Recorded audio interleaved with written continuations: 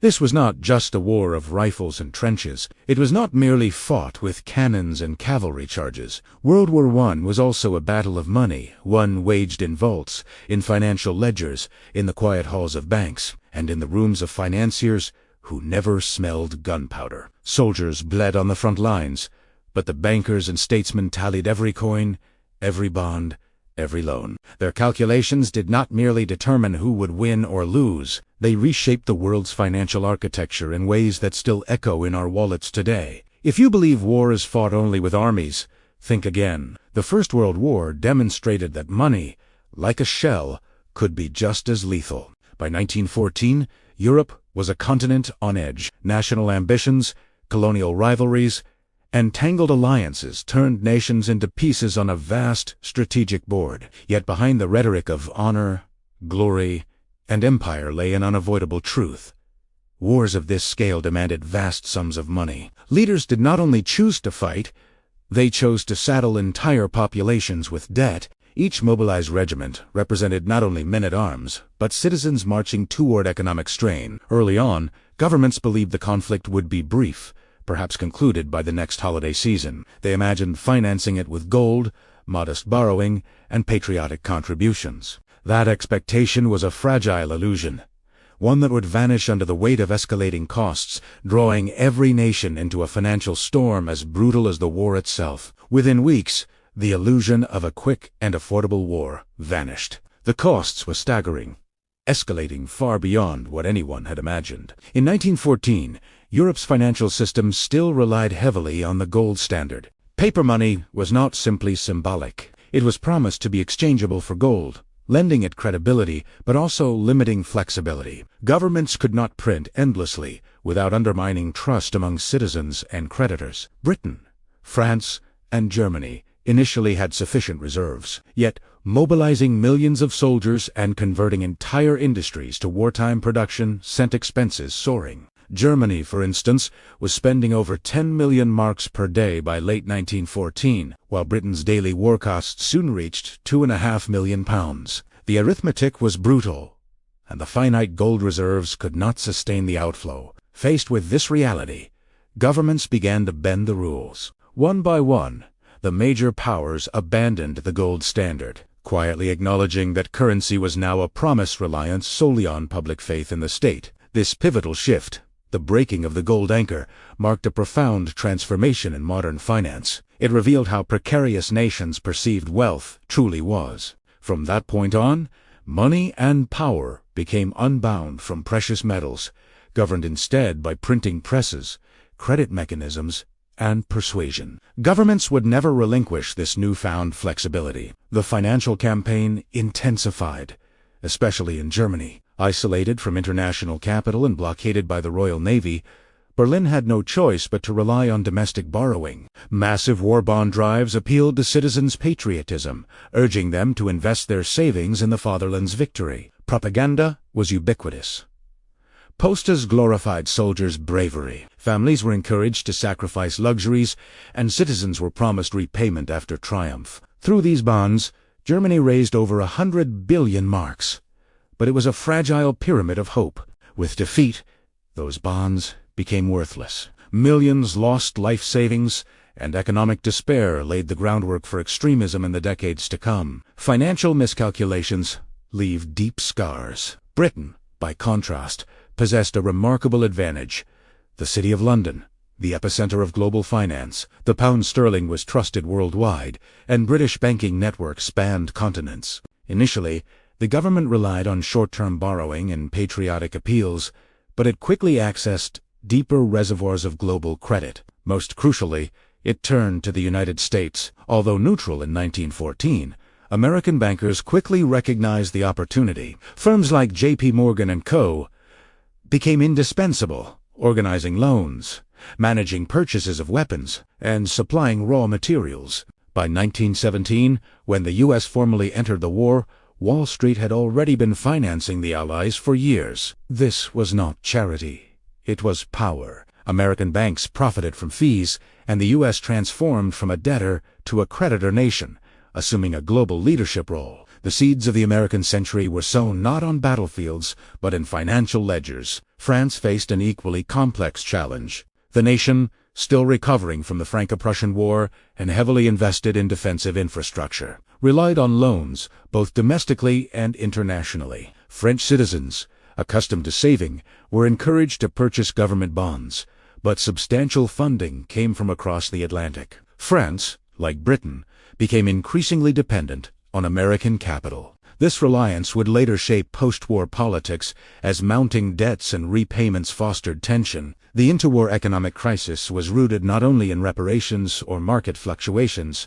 but also in the crushing weight of accumulated war debt. Meanwhile, Russia's financial strategy proved disastrous. Vast but underdeveloped, the empire's banking system was fragile, and its gold reserves were inadequate despite impressive totals on paper. To sustain the war effort, Russia borrowed heavily from allies, especially France. As military defeats mounted and inflation soared, confidence in the ruble collapsed. By 1917, the Russian economy lay in ruins, and the political system collapsed alongside it. The fall of the Tsarist regime was not simply ideological or due to military failures. It was fundamentally financial. Economic mismanagement, hyperinflation, and monetary chaos fueled revolution. Once again, money and power marched side by side into history. By war's end, the scale of financial miscalculations was staggering. Allied nations spent over $140 billion, while Central Powers expended roughly $60 billion, sums that dwarfed pre-war national incomes. The aftermath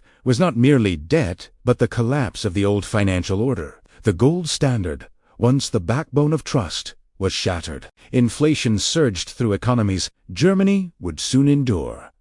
Hyperinflation so extreme that bread cost billions of marks. Ordinary citizens, workers, savers, small investors bore the brunt, while wealthy elites shielded themselves, moving assets abroad, acquiring real goods, or staying close to centers of information. The lesson was clear. In a financial war, the smallest investors suffer first. The consequences resonate today. World War I marked the moment when governments realized they could fund extraordinary expenditures by detaching money from tangible value. Gold could be suspended, currencies inflated, bonds issued to citizens, and loans borrowed internationally, later reconciled with propaganda and restructuring. The pattern persists. Modern crises from the Great Depression to the 2008 financial crash echo the strategist first deployed in 1914.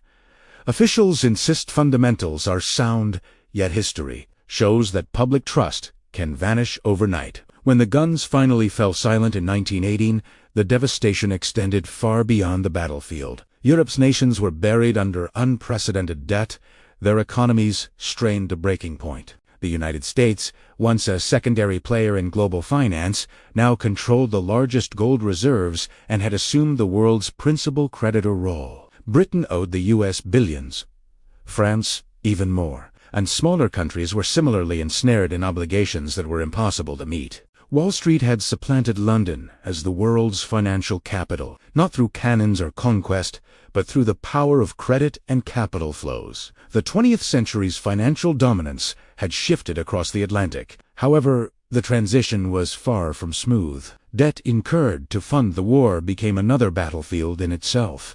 Britain and France, seeking to honor the war bonds purchased by their citizens, turned to Germany for reparations. The Treaty of Versailles demanded an astronomical 132 billion gold marks intended to cripple and punish the defeated. Yet Germany simply lacked the means to comply. Attempts to extract repayment, whether through increased money printing or transfers of goods, only destabilized the German economy further. By 1923, hyperinflation had become catastrophic. Wheelbarrows of marks were needed to buy a single loaf of bread. The resulting economic chaos fueled social unrest, sowing the seeds for radical movements that would later dominate the country. Britain attempted to restore its pre-war financial stature by returning the pound to the gold standard in 1925. The strategy pegged the currency to its former value, ignoring the fact that the British economy had been severely weakened, its industrial base damaged, and national debt towering. Restoring parity was like setting a broken limb without proper healing.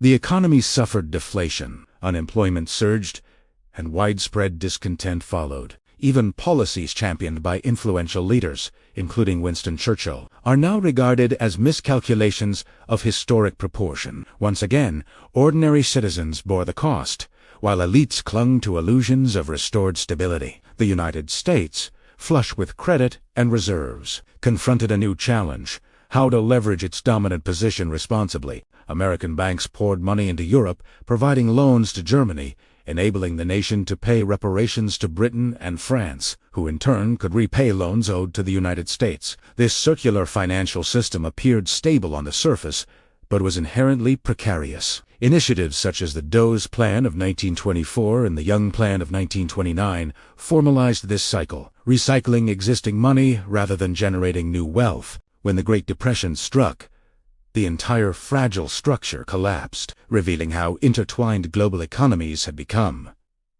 World War I was therefore more than a military conflict. It was a turning point in economic history. Governments proved they could abandon gold, inflate currencies, and borrow on an unprecedented scale while still maintaining the illusion of stability. Propaganda converted debt into a patriotic duty. Ordinary citizens were persuaded to invest in bonds with little chance of repayment, and the ultimate beneficiaries were often financiers and elites, not those on the front lines. Money and authority became inseparable, shaping economic outcomes for decades to come. The lessons are highly relevant today. Modern central banks insist inflation is temporary, governments expand debt ceilings, and digital currencies can be conjured at the press of a button. The same strategies used during World War I, detaching money from tangible value, borrowing against the future, selling debt under the guise of patriotism, persist. Ordinary savers and workers remain the most exposed to these financial maneuvers. The hidden financial battle of the First World War is not just history. It underpins today's economic systems. Money untethered from reality becomes a tool for manipulation. Governments will always find ways to finance wars, bailouts, and crises, and the public bears the cost through taxes, inflation, or loss of purchasing power. True wealth is not a number on a ledger or a promise from a politician. It is knowledge, foresight, and the ability to see through illusions. Understanding this is the only genuine financial freedom history offers. And here is the final thought I want to leave with you tonight. History does not repeat itself precisely, but it does rhyme in patterns we can recognize. The financial strategies first deployed in 1914 have been recycled time and again, cloaked in new terminology, justified with fresh arguments, yet the results remain disturbingly consistent. Those in power protect themselves, and ordinary citizens without insight are the ones who pay. If you take one lesson from this story, let it be these: never trust money simply because it is printed, and never assume the financial system is stable just because the authorities assure you it is. Real risk is always present, and it is often hidden beneath the surface of balance sheets and ledgers. The events of World War I are more than history. They're a warning that manipulation of money and debt can shift entire societies. Governments and banks have long mastered the art of using financial systems to their advantage, and ordinary savers frequently absorb the consequences. Awareness, knowledge, and vigilance are your only safeguards. Recognize the patterns, question the assumptions, and understand how money flows. This is the key to protecting your wealth and maintaining real financial freedom. If this perspective gave you new insight, take a moment to subscribe. History holds the answers, not in headlines or speeches, but in the evidence left behind in balance sheets, ledgers, and the lessons passed down through time. Knowing where to look is the first step to understanding the truth.